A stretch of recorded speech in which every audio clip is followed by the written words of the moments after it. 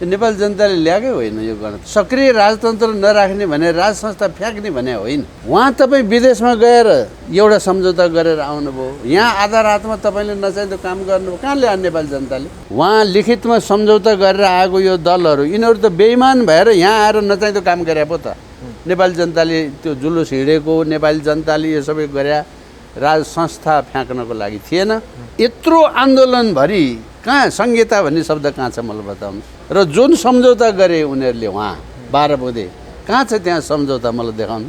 चुनाव नभएर ग्याप भयो 18 वर्ष 20 वर्ष चुनाव नभएको देश यो हो। कसले नगरे चुनावको पनि गर्न तयार छैन, किनभने चुनावमा आफू उभिने ताकत छैन। चुनावको नाममा हिजो पहिले म थिएँ भनेर लुटी खाने, चुनावै नलडिकन तपाईँ हिजो भएको सांसद भएको हुनाले तपाईँ आज फेरि सांसद, त्यो राजाले बकस दिया हुनाले, ज्यान मार्या हुनाले, 17,000 मान्छे मर्या हुनाले देशमा शान्ति ल्याउनु पर्यो भनेर 83 जना बकसे सांसद। रातारात आजबाट राजा छैन, आजबाट छैन धर्म छैन, आजबाट संहिता लागू भयो। के भने नेपालीले कहाँ गर्यो? जसले देशको सिर्जना गर्यो पृथ्वीनारायण शाहले, जसले नेपाली भनेर आज म बाँच्न पाएको छु, गर्व गर्न पाएको छु, त्यसलाई सत्यानाश वंशनाश गरिदियो। सरकारै छैन यो देशमा। प्रधानमन्त्री केपी शर्मा ओली हुनुहुन्छ, राष्ट्रपति विद्यादेवी भण्डारी हुनुहुन्छ, उहाँहरूले देश सञ्चालन गरिरहनु होइन, सञ्चालन गरेको छैन। उहाँको ढुकुटी लुट मात्रै छ। कसैले समय आएपछि कसैले बचाएर बस्दैन। अब नेपाली जनताले नै बनाएको हो, उहाँलाई झुक्किएर अब नेपाली जनताले हटाउँछ। त्यसो भए अर्को चुनावमा केपी शर्मा ओलीले दुईटै बहुमत ल्याउँदैनन्, अरू कुनै पार्टीले अर्को चुनावसम्म पर्खिने ठाउँै छैन। त्यो अर्को चुनावसम्म उनीहरू आफै काटाकाट गरेर मरिहाल्छन्। भनेको अर्को चुनावभन्दा अगाडि नै तपाईँले राजालाई गद्दीमा ल्याएर बसालिसक्नुहुन्छ?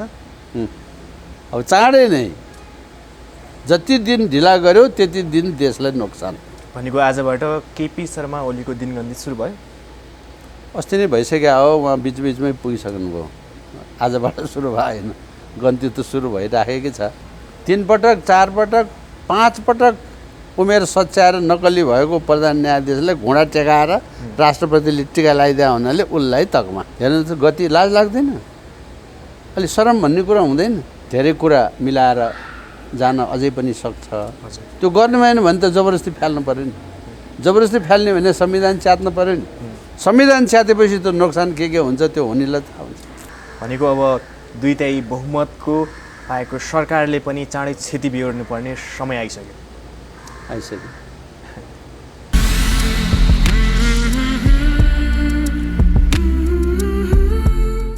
आदरणीय दर्शक महानुभाव नमस्कार। तपाईँ यति बेला हेरिदिनुहुन्छ pnpखबर.com र साथमा म रोशन घाटी उपस्थित भएको छु। पछिल्लो समय नेपाली जनताले लडेर गणतन्त्र ल्याएका थिए र अहिले पछिल्लो समय नेकपालाई झन्नै दुईटै बहुमत दिएर संसदमा पठाएका थिए, तर नेकपाले नेपाली जनताको लागि काम गर्न सकेन, आफू स्वयं पदको लोभमा अल्झियो भनेर धेरै नेपाली जनताहरू निराशा भएका छन्।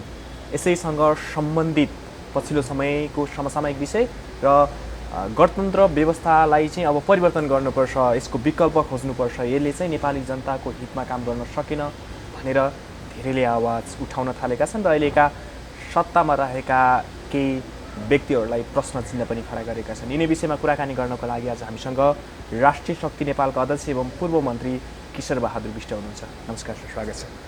नमस्कार। कस्तो छ तपाईँहरूको तयारी? निकै राम्रो तयारी गर्दै हुनुहुन्छ? राम्रै छ, राम्रै छ तयारी भने हामी यो आउने 15 गते उपत्यका व्यापी एउटा प्रदर्शन गर्दैछौँ। यो हाम्रो रेगुलर कार्यक्रम हो। यो राष्ट्रिय शक्ति नेपाल अभियानको जिल्ला जिल्लामा सङ्गठन बन्दै गएपछि जिल्लामा साथीहरूले यो अभियान गर्नुहुन्छ। यो चाहिँ नि सचेतना कार्यक्रम जस्तै हो। अब अहिले चाहिँ नि यो बागमती अञ्चल, पुरानो बागमती अञ्चल भन्नु पर्यो को सबै करिब सबै जिल्लामा जिल्ला समिति गठन भइसकेको छ। उपत्यकाको 3टै जिल्लामा गठन भइसकेको छ। त्यसो भएर अनि एउटा उपत्यका व्यापी कार्यक्रम गर्न लागेको हो। हामी पूर्वमा त्यस्तै गर्छौँ, मध्यमा त्यस्तै गर्छौँ, पश्चिममा सुदूरपश्चिम सबै ठाउँमा गर्छौँ। त्यही सिलसिलाको तयारी हो, राम्रै भइरहेछ। नेपाली जनतामा अहिलेको राजनीतिक व्यवस्था प्रति अलिकति निराशा छाएको छन्। गणतन्त्र व्यवस्था आफैमा नराम्रो चाहिँ होइन, तर नेताहरूले काम गर्न नसकेको हुनाले तपाईँहरूले विकल्प खोज्दै हुनुहुन्छ कि व्यवस्था नै ठिक भएन? होइन, यो मलाई माफ गर्नु होला, म तपाईँको सुरुको भनाइमै एउटा त्यहाँ सच्याउन चाहन्छु। कृपया। नेपाली जनताले गणतन्त्र ल्याए भनेर, नेपाली जनताले ल्याएकै होइन यो गणतन्त्र। कसरी? म त्यसैमा त आउँदैछु। नेपाली जनताले का प्रतिनिधि हुँ भन्नेहरूले, त्यति बेलाका आन्दोलनकारी हुँ भन्नेहरूले आफ्नो मुलुकको समस्या दिल्लीमा गएर 12 बुँदे सम्झौता गरे। हो, यो कुरा त हो। त्यो 12 बुँदे सम्झौतामा के सम्झौता गरे दिल्लीमा गएर? जुन कुरा अहिले दिल्लीका नेताहरू, त्यहाँका सरकारका प्रमुखहरू वा सेनाका भूतपूर्वहरू बोल्दै भन्दैछन् पटक पटक, के सम्झौता गरे भने नेपालमा अब उपरान्त सक्रिय राजतन्त्र नराख्ने। सक्रिय राजतन्त्र नराख्ने भने राज संस्था फ्याँक्ने भने होइन। उहाँ तपाईँ विदेशमा गएर एउटा सम्झौता गरेर आउनुभयो, यहाँ आधा रातमा तपाईँले नचाहिँदो काम गर्नुभयो। कहाँ ल्यायो नेपाली जनताले? नेपाली जनताले तपाईँलाई म्यान्डेट दिएको त यो धर्म परिवर्तन गर्नलाई होइन। यो यत्रो आन्दोलनमा धर्मको कहाँ छ यहाँ समस्या? तपाईँ आन्दोलनको बेला कहाँ हुनुहुन्थ्यो, के हुनुहुन्थ्यो, कति अनुभव गर्नुभयो तपाईँ जान्नुहोस्। हामी त प्रत्यक्ष अनुभवी हौँ। नेपाली जनतामा विकासको समस्या, नेपाली जनतामा पहिचानको समस्या, नेपाली जनतामा पछिडिएको महिला दलितहरूको समस्यालाई लिएर भएको आन्दोलनमा यसमा सक्रिय राजतन्त्र नराख्ने अब उपरान्त भने हो, राज संस्था फ्याँक्ने भने होइन। उहाँ लिखितमा सम्झौता गरेर आएको यो दलहरू, यिनीहरू त बेइमान भएर यहाँ आएर नचाहिँदो काम गरे पो त। नेपाली जनताले त्यो जुलुस हिँडेको, नेपाली जनताले यो सबै गरे राज संस्था फ्याँक्नको लागि थिएन। एउटा त्यो कुरा। दोस्रो धर्मको कुरा। तेस्रो पछाडि परेको क्षेत्रलाई हेर्नुपर्छ, पछाडि परेको वर्गलाई हेर्नुपर्छ। इतिहासका बेला बखतमा थिचोमिचोमा परेका समाज समुदायलाई विशेष हेर्नुपर्छ। यो जायज कुरा हो, त्यो माग हो। तर संहिता ल्याउँ भने होइन। यत्रो आन्दोलनभरि कहाँ संहिता भन्ने शब्द कहाँ छ मलाई बताउनुहोस्। र जुन सम्झौता गरे उनीहरूले वहाँ 12 बुँदे, कहाँ छ त्यहाँ सम्झौता मलाई देखाउनुहोस्। संहिता कहाँ छ? त्यसैले हुँदै नभएको कुरा। त्यति बेला 17,000 मान्छे मार्ने मराउने काम भइसकेपछि समझदारी गर्नु पर्यो, मुलुकमा एउटा स्थिति टुङ्गाउनु पर्यो भनेर आन्दोलनकारी हुँ भन्ने समुदायको 83 जना बकसे सांसद, 83 जना, म एकदम क्याटेगोरिकली भन्दैछु है तपाईँलाई, 83 जना बकसे सांसद र चुनाव नभएर ग्याप भयो। 18 वर्ष 20 वर्ष चुनाव नभएको देश यो हो। कसले नगरे चुनाव?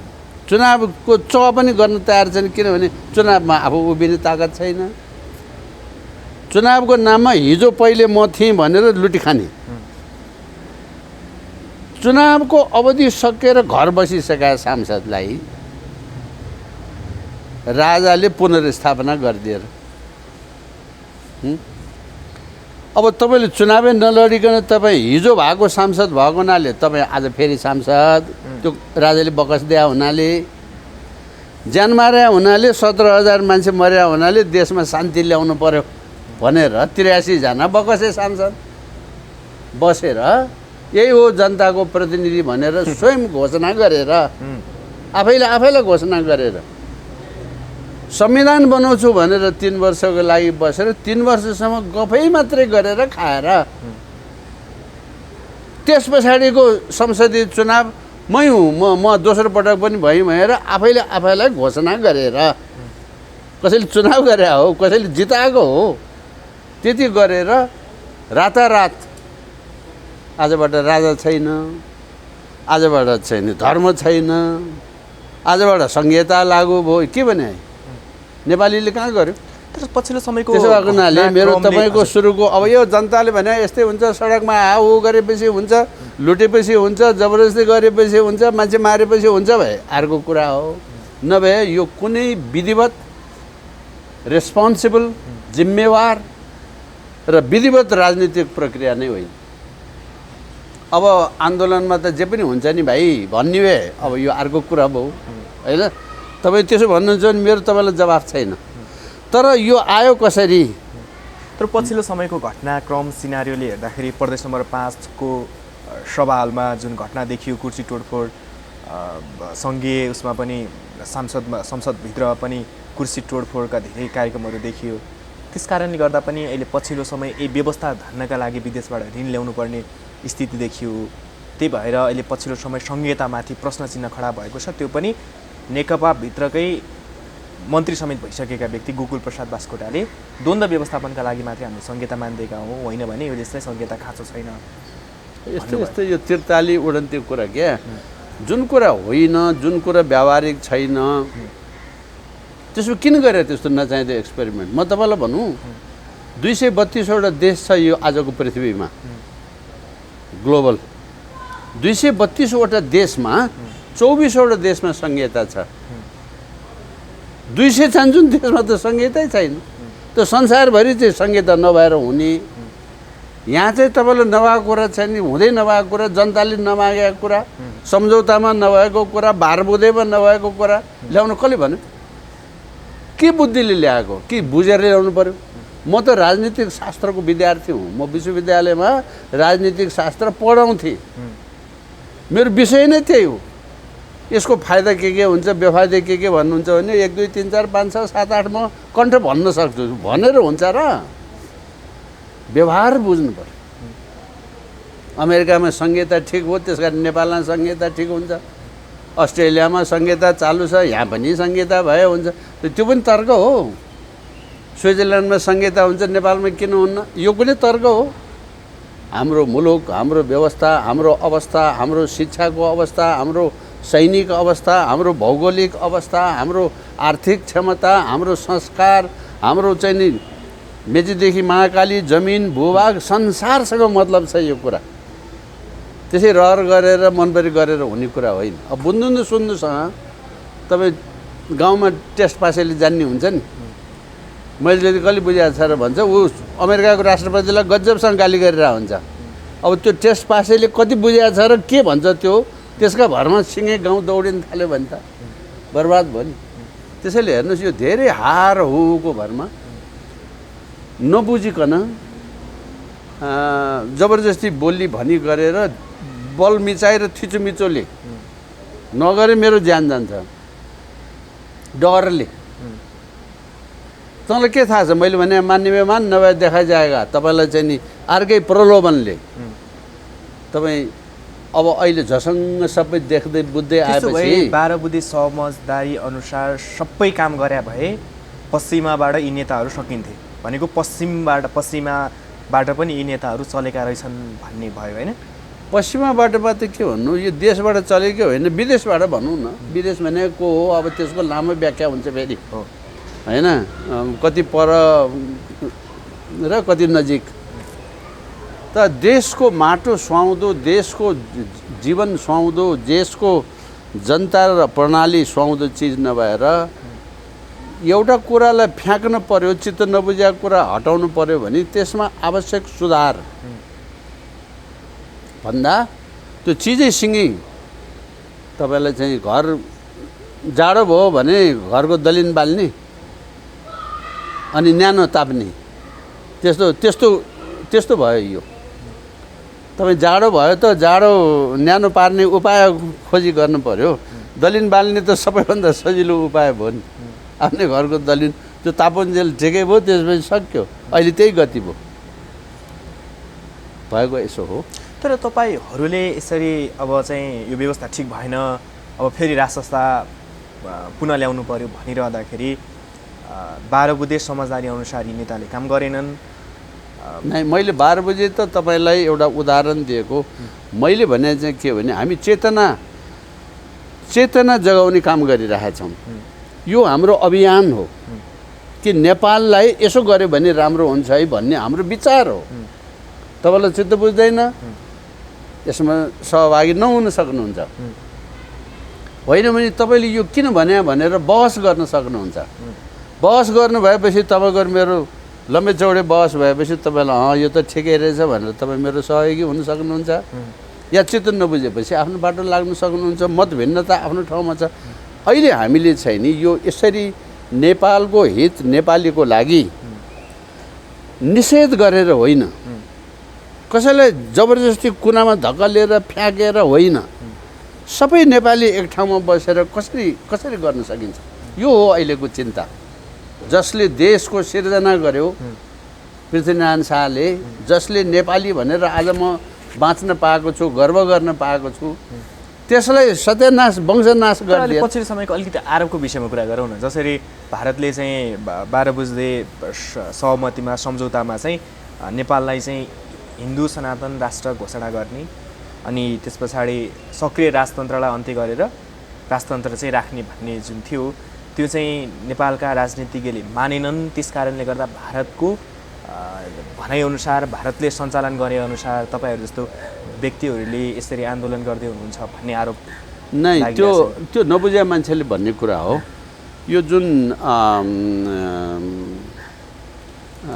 भारतको जहाँसम्म सवाल छ, मैले तपाईँलाई 12 बुँदेको प्रसङ्ग उठाएको चाहिँ किनभने जे होस् भारतमा दिल्लीमा बसेर तपाईँ नेपाली राजनीतिज्ञहरूले दलहरूले एउटा सहमति समझदारी गर्नुभयो होइन। त्यसमा निरङ्कुश राजतन्त्र नराख्ने भन्या हो, यो राख्ने ऊ राख्ने भन्या होइन, भन्या यति मात्रै हो। अब उपरान्त नेपालमा निरङ्कुश राजतन्त्र नराख्ने, गणतन्त्र ल्याउने, यो गर्ने त्यो भनेकै होइन। तर भारतले चाह्यो भने त चच्कालाई राजा पुनः फिर्ता ल्याइदिन्छ भन्छ नि त। नै अब त्यो अर्काले के चाहन्छ भन्ने कुरा अर्को कुरा हो। अब त्यो हामीलाई मतलब भएको कुरा होइन। हामी त्यसरी नेपालमा कोही ल्याउने र राख्ने गर्नु नै ठिक होइन भन्ने पक्षका मान्छे हौँ। किनभने नेपालको काम नेपालीले गर्ने हो। भारतसँग असल सम्बन्ध कायम राख्ने हो, चीनसँग असल सम्बन्ध कायम राख्ने हो, विश्वका ठुला देश असल देशहरूसँग असल सम्बन्ध कायम राख्ने हो। यी दुईटा देश चाहिँ बोर्डरै जोडिएको दायाँ बायाँकै भएको हुनाले यिनीहरूसँग विशेष सम्बन्ध राख्ने हो। तर सम्बन्ध त अरूसँग पनि राख्नुपर्छ नि। आजको दिन विश्वको नेता अमेरिकासँग सम्बन्ध नराखी सुख होला? जति टाढा भए पनि सम्बन्ध त राख्नु पर्यो। त्यसैले सम्बन्ध राख्ने कुरा एउटा हो।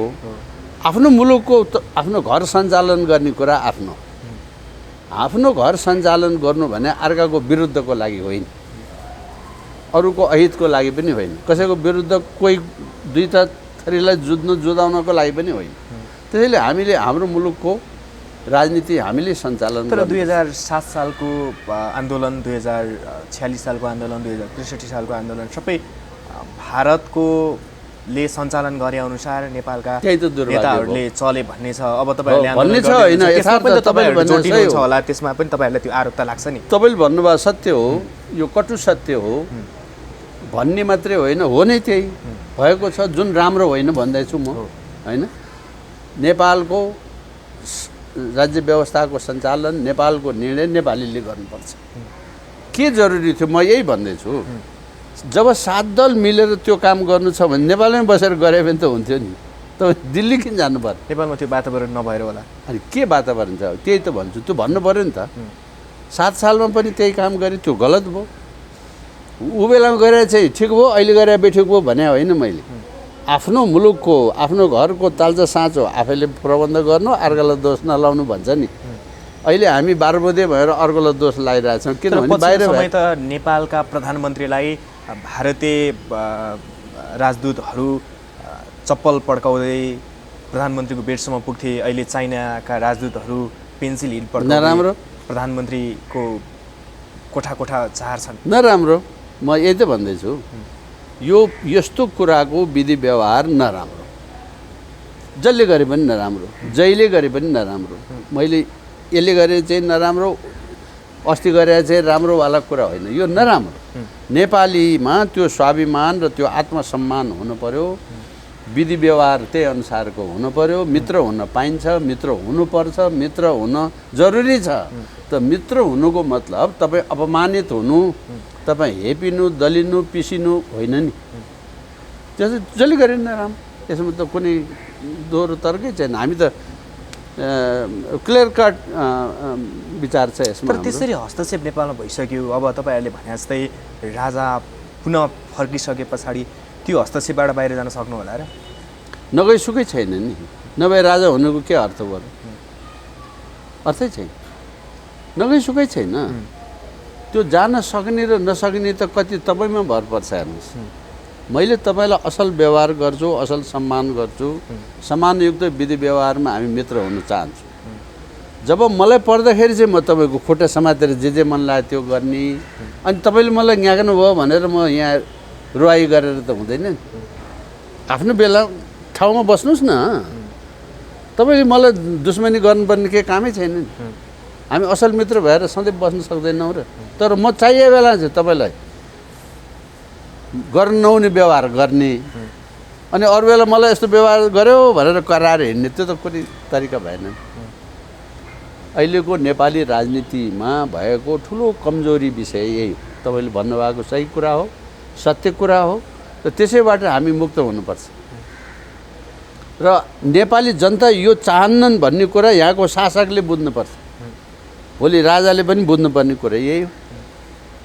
त्यही नबुझेर अहिले यिनको यो गति भइरहेछ। हुँदा उता बसेका मान्छेले यिनलाई हामीले 10 वर्ष पाल्यौँ, खुवायौँ, अनेक गरेर हेर अहिले हामीले यति भने पनि मानेन भनेर बोलिरहेको छ नि। किनभने तपाईँले त्यहाँ चुक्नु भएको छ, त्यहाँ झुक्नु भएको छ, चुक्नु भएको छ। तपाईँ त्यहाँबाट आश्रित, निर्देशित, पालित, पोषित के हो हुनुहुन्छ। अनि तपाईँले भन्दैन आफ्नो स्वाभिमानमा बस्नुहोस् न। एक छाक खाएर पनि म मेरो स्वाभिमानमा बस्छु भन्ने मान्छे र तपाईँ यहाँ दिनका दिन अर्काको भतुवा लगाएर खाने अनि बाहिर ठुलो गफ गर्ने भयो भने अर्कोले के भन्छ तपाईँ? तर भारतमा 2+2 बैठक बस्यो। अमेरिकाले चाहिँ नेपालमा MCC जसरी पनि पास गराउन चाहन्छ। उता चाइना भने BRI सफल बनाउन चाहन्छ नेपालमा। त्यो निम्तो त तपाईँले दिनुभएको नि हो। त्यो कुरा उसले चाहनु एउटा कुरा हो, उसले चाहनु एउटा कुरा हो। त्यो निम्तो तपाईँले दिने कि नदिनेसँग कुरा हो। तपाईँले गएर हुन लम्पसार परेर चाहिँ नि तपाईँ निम्तो दिनुहुन्छ त उसले चाहँदैन। हामी यो कुरा यति कुरा नेपाली जनतासँग नसोधी यति कुरा क्लियर नभए गर्दैनौँ भन्ने ताकत तपाईँको छैन। तपाईँ किन नगरे त्यो काम? अब अहिले आएर जनता करायो त्यसकारण अर्को थोक यो गर्न मिल्दैन। त्यसरी तपाईँको स्वाभिमान हैसियतसँग मतलब छ कि यो सबै कुरा भयो। त्यसो नगरेपछि त्यही हुन्छ। यही देशको चाहिँ नि राजाहरू विदेश जाँदाखेरि कुन सम्मानले व्यवहार गर्थे, आज नेपालीहरूको चाहिँ नि बाहिर। किनभने तपाईँको त्यो इज्जत आफैले राख्ने हो, अर्कोले राख्ने होइन। तपाईँ आफू चाहिए बेला लफङ्गा भइदिने होइन, अनि इज्जत खोजेर कसरी पाइन्छ यो कुरा? त्यसो हो। त्यसैले अर्कोलाई दोष लाउने भन्दा हामी आफ्नै कमी कमजोरीले धेरै कुरा पीडित छौँ। यो देश हाम्रो हो, नेपालीको हो, मेची महाकाली बस्ने सम्पूर्ण जात जाति भाषा भाषीको हो। नयाँ पुस्ताले पुस्ता अनुसारको शासन व्यवस्था जानुपर्छ, तर मुलुकको स्वाभिमानसँग मतलब राखेर जानुपर्छ। पहिचान नभएको मान्छे र पहिचान नभएको देश हुँदैन। आज पहिचान मासिएको कारणले यो दुर्गति भइरहेको छ। अनि एकले अर्कोलाई नाक चुच्चे, नाक थेप्चे, काला गोरा राता पहेँला दोष लाउने काम भइरहेको। यो नभए देशै हुँदैन। कस्तो कुरा गरे? एउटा लाटोले पनि विचार गर्नुपर्ने कुरा। पृथ्वीनारायण शाहले नेपाल बनाउँदा कि आफूले मन पऱ्यो मान्छे मात्रै राखेर देश बनाएको हो र? यत्रो मगर फौजले साथ दिएको छ, यत्रो गुरुङ फौजले साथ दिएको छ, यत्रो लिम्बुवान क्षेत्रमा लिखितमा सम्झौता गरे सारा देशवासीले साथ दिएर देश भएको। पृथ्वीनारायण शाहले अगुवाई गरेको। भोलि भनिहाल्ने लडाइँ गरेर मर्या भए पनि तपाईँ हाम्रो शाखा सन्तान मर्या, हाम्रा पिता पुर्खा। यो देश त तपाईँको हो, मेरो हो। यो माटोमा तपाईँको पिता पुर्खाको रगत छ, पसिना छ। एउटाले मनपरी गरेर हुन्छ? यहाँ त पयो भने हेर्नुहोस्, आमा बेचिदिने, श्रीमती बेचिदिने, छोरी बेचिदिने मान्छे छ यहाँ। देख्नु भएन कैयौँ मान्छेहरू? तर खबरदार तलमाथि गऱ्यो भने म मेरो प्राण दिए पनि यो काम गर्न दिन्न भन्ने मान्छे पनि छ। एउटा खबरदार मान्छेले त्यो देश जोगाएको हुन्छ। यस्ता विभिन्न भाषा, भाषी, संस्कृति, मूल्य, मान्यता, हुर्काई, पढाइ, बढाइ, संसार अलग अलग भएको मान्छे एउटा सुन्दर बगैँचा जस्तो एक ठाउँमा कसको आधारमा बसेको छ? त्यस्तो यो माला फुललाई माला बनाउन सक्ने ताकतको एउटै मात्रै संस्था हो त्यो राज संस्था भनेर हामीले भनेको कारण त्यसै भएर हो। ऊ राष्ट्रपति त छ नि त, देशको प्रमुख मान्छे। तर विद्यादेवीजी राष्ट्रपति हुनुहुन्छ, एमालेको राष्ट्रपति हुनुहुन्छ। अझ एमाले भित्र पनि ओलीजीको मात्रै हुनुहुन्छ, एउटा गुटको राष्ट्रपति, गुटको हुनुहुन्छ। हिजो रामवरणजी हुनुहुन्थ्यो, उहाँ नेपाली काङ्ग्रेसको मात्रै राष्ट्रपति, नेपालीको होइन। आज देशै त्यस्तो भयो। म सधैँ भनिरहेको छु, पुलिस देशको पुलिस भएन, पार्टीको पुलिस भयो। डाक्टर पार्टीको, पुलिस पार्टीको, इन्जिनियर पार्टीको, विश्वविद्यालयको प्राध्यापक पदाधिकारी पार्टीको, विद्यार्थी पार्टीको, संसार के हो? यो देशमा स्वतन्त्र नेपाली छैन। नेपालीको नेपाल हुनु पऱ्यो नि, पार्टीको नेपाल हो। नेपाल रहे पार्टी रहने हो नि, पार्टी रहेर नेपाल हुने हो। यही कुराको चेतनाको अभियान हो हाम्रो राष्ट्रिय शक्ति नेपाल भन्ने चाहिँ। यहाँ हाम्रो व्यक्तिगत कुरा केही पनि छैन। यो हर पुस्ताले यसलाई क्यारी अन गर्नुपर्छ, अनि मात्रै देशको जग बन्छ। त्यसो भए तपाईँले अभियान मात्रै सफल बनाउनुहुन्छ? अफकोर्स अभियान, हाम्रो यो पार्टी होइन। अभियान सफल बनाउनुहुन्छ, राजा चाहिँ पुनः फिर्ता ल्याउन सक्नुहुन्छ कि नै? अब यो अभियान सफल हुँदाखेरि फिर्ता हुन सक्नुपर्छ, किन नसक्नु? सक्नुपर्छ। नेपालीले गर्न गरेपछि नहुने कुरा के छ र? तर तपाईँ विदेशीले गरे पो हुँदैन। हजुर, तर तपाईँ राजावादीहरू एक ठाउँमा एकमुष्ट भएर अगाडि बढ्न सक्नु भएन भन्ने अर्को आरोप पनि छ। त्यसरी पनि नभनौँ हो, यो कुरा अहिले आजभोलि त्यस्तो चलेको छ। अब हामीले आफूलाई राजावादी मात्रै भन्दैनौँ क्या। नेपालमा आजको दिन, आजको 200 वर्ष पछाडि आई डोन्ट नो, तर आजको दिन राजाको संरक्षण भएन भने देश रहन्न भन्ने कुरामा म विश्वस्त भएको हुनाले अब आजको दिनलाई तपाईँले यसलाई राजावादी भनिदिनुहुन्छ भने हो, त्यसमा कुनै होइन भन्ने कुरा भएन। तर आफ्नो देशको माटो, जमिन, परिस्थितिसँग मतलब भएको कुरा हो के यो। हाम्रो मुलुकमा अहिले त्यो जरुरी छ। हाम्रो मुलुकमा त्यो भएन भने, यी यस्तो दैचिउरे नेता भयो भने यहाँको देशको सबभन्दा ठुलो मान्छे छ, विदेशीले भन्छ यो त हामीले पालेका मान्छे हो भनेर। तर प्रधानमन्त्री केपी शर्मा ओलीले देश समृद्धिको यात्रामा गइसक्यो, अब देश धेरै विकास उन्मुख भइसक्यो, अब देशले कोल्टो फेरिसक्यो भनेर भन्नुहुन्छ। तपाईँहरूले चाहिँ उहाँको लागि कमजोरी देख्नुभयो? त्यो उहाँको लागि भयो। आज देख्नु भएन कोभिडको गति, देशको दुर्गति। देशमा तलब खुवाउने पैसा छैन, कसलाई ढाँटेको? 2 अक्षर पढेको मान्छेले देशको ब्याङ्क के हो, राष्ट्र ब्याङ्क के हो, पैसा तपाईँ कति छाप्नुहुन्छ, कति ऋण छ, यति पनि थाहा छैन। थाहा छ नि के हो समृद्धि भने? तपाईँ 100 रुपियाँ बजेटमा राख्नुहुन्छ, 10 रुपियाँ खर्च गर्ने क्षमता राख्नुहुन्न। तपाईँहरूले मिडियाले रात दिन भनिराखेकै छन् होइन, बजेटको 10% पनि खर्च भएन, त्यो भने के हो? कहाँ कसरी हुन्छ समृद्धि? तपाईँलाई यो घर बनाउनलाई 10 लाख रुपियाँ लाग्छ होइन, तपाईँ 50,000 खर्च गर्ने क्षमता छैन। 50,000 पनि खर्च गर्नुभयो भने त्यसमा पनि 25,000 त फेरि आफ्नो मनपरी छ, ठेकापट्टा छ। 5 वर्ष, 6 वर्ष, 7 वर्ष भयो, एउटा जाब 2 किलोमिटर 3 किलोमिटर बाटो धुलो उडाएर यहाँ मान्छेको चाहिँ छातीको रोग लाएर आँखा बिग्रेर कुन गति भइसक्यो।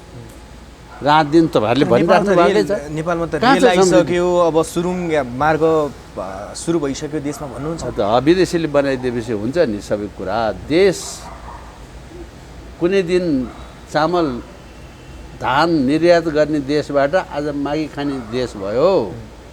मेरो चिन्ता चाहिँ त्यो हो। भइन त भइसक्यो, खानु भएको छ नि तपाईँले, कहाँबाट खानु भएको छ? तपाईँको टाउकोमा कति ऋण बोकेको छ त्यो चाहिँ त्यो बुझेर खानुहोस् न। खानुभएको छ ठिकै हो, त प्रतिदिन तपाईँको टाउकोमा कति ऋण, अब अर्कोले सित्तैमा दिएन भने नहुने। जो अहिले यो कोभिडको यो दर्दनाक स्थितिमा रत्न पार्कमा बिहान बिहान लाइन बसेर खानुहुन्न एक थरीले है, त्यो त बिचरा रेस्क्यु गरे हो त्यो एकछिन रेस्क्यु गरे हो नि मान्छेले त उहाँले आफ्नो आफ्नो उत्पादन र कमाइले खुवाउनुहोस् न अनि हुन्छ कुरा तपाईँले के कमजोरी देख्नुभयो गणतन्त्रभित्रको त्यो कमजोरीको कारणले गर्दा सरकारको? हजुर होइन यो सरकार भन्ने कहाँ छ यहाँ कमजोरीको व्याख्या गरौँ म सरकारै छैन यो देशमा प्रधानमन्त्री केपी शर्मा ओली हुनुहुन्छ राष्ट्रपति विद्यादेवी भण्डारी हुनुहुन्छ उहाँहरूले देश सञ्चालन उहाँको गरिरहनु चाहिँ भएको नि छ होइन सञ्चालन गरेको छैन उहाँको ढुकुटी लुट मात्रै छ ढुकुटीमा जे छ त्यो लुट तपाईँ को हो कति करोड खर्च गर्नुभयो तपाईँ बिरामी भएपछि तपाईँ को हो तपाईँलाई कसले दियो त्यो अधिकार गरिरहनु भएको छ भनेर तपाईँ भन्नुहुन्छ भने हो गरिरहनु भएको छ उहाँ अर्को हुनुहुन्छ 17,000 मराउने काम गर्नु उहाँको श्रीमती बिरामी भएर अमेरिकादेखि कहाँ साधारण हवाईजहाज टिकट मात्रै हिसाब गर्नुहोस् त कति पैसा भयो कति दियो त्यो व्यापारीले दियो मैले दिए भन्नु पऱ्यो ढुकुटीबाट खर्च गरेर हामी त्यो पैसा बिना त्यो खानु हुने होइन थाहा यो त लाटोले पनि देख्ने कुरा भयो नि तपाईँको भित्री खर्च कति राख्नुभयो त्यो अर्को कुरा हो संसारको सबैभन्दा महँगो अस्पताल सिङ्गापुरमा महिना दिन बस्नलाई कति पैसा खर्च लाग्छ नेपालमा कतिजना त्यस्ता मान्छे छन् जो सिङ्गापुरको खर्च बेहोर्न सकोस् संसारमा महँगो भने कति महँगोलाई महँगो भन्ने कहाँ तपाईँ के हैसियतको मान्छेहरू तपाईँलाई देशको ढुकुटी सिङ्गी रिताउनु पर्ने त्यस्तो मनपरी गर्न पाइन्छ र निर्णय गरेर गर्नुहोस् न त्यो आफ्नो ठाउँमा ठिकै छ त्यस कारण हेर्नुहोस् यो देशै छैन के कहाँ छ सरकार कहाँ छ सरकार भए यस्तो गति हुन्छ सेनालाई चाहिँ नि सामान झिकाउनेमा लगाइदिने सडकको कमिसन खानेमा लगाइदिने अनि 2/3 नाममा रात दिन आजभोलि बिहान बेलुका 24 घन्टा तपाईँहरूको जस्तो मिडियाको काम के छ भने आज प्रचण्ड र ओली कति झगडा गरे कति भनाभन गरे झन्नै कुटाकुट गरे यतिदेखि बाहेक अरू केही छ देश यही हो खै कामै छ कहाँ छ काम अब उहाँले त उहाँ हवाईजहाजमा उहाँ उडिराख्नु भएको छ गरिरहनु भएको छैन अब उडिरहनु भएको छ ठिकै हो त यो मुलुकको काम होइन आज बिरामी परेर मान्छे अस्पतालमा ठाउँ नपाउने भयो पाटन अस्पतालमा जानुहोस् त म पाटनको मान्छे तर प्रधानमन्त्री केपी शर्मा ओलीको सत्ता त चाइनाले बचाइदिएछ भन्छन् भारतीय गुप्तचर संस्थाका प्रमुखहरू कसैले समय आएपछि कसैले बचाएर बस्दैन अब नेपाली जनताले नै बनाएको हो उहाँलाई झुक्किएर अब नेपाली जनताले हटाउँछ त्यसो भए अर्को चुनावमा केपी शर्मा ओलीले 2/3 बहुमत ल्याउँदैनन् अरू कुनै पार्टीले अर्को ल्याउँछ चुनावसम्म पर्खिने ठाउँै छैन नि त्यो अर्को चुनावसम्म उनीहरू आफै काटाकाट गरेर मरिहाल्छन् मध्यावधि चुनाव पनि गर्न सक्ने सम्भावना छ भन्छन् होइन अब प्रधानमन्त्रीले चाह्यो भने गर्ने कुरा होला जे पनि गर्न सक्छन् उनीहरू अहिले जे पनि गर्न सक्छु भन्ने घमण्डमै छन् हो त्यस कारण के हुन्छ भन्ने कुरा चाहिँ त त्यसरी भन्न सकिँदैन जे पनि हुनसक्छ